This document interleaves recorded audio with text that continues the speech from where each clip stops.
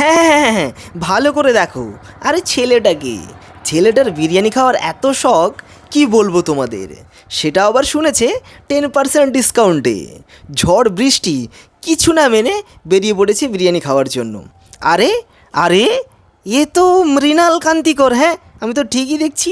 হ্যাঁ, বৃষ্টিতে ভিজতে ভিজতে আমরা চলেছি বিরিয়ানি খেতে। আজকে আমরা চলেছি এগরাতে একটা নতুন দোকান উদ্বোধনে আমরা বিরিয়ানি খেতে।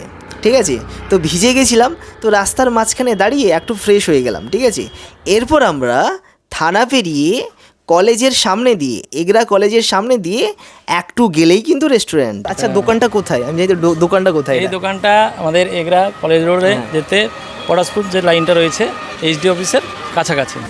খাবার কথা কোনো হবে না, একদম পারফেক্ট হয়েছে, একদম ঝরঝরে, এই যে ঝরঝরে, একেবারে একদম ঝরে ঝরে পড়ছে।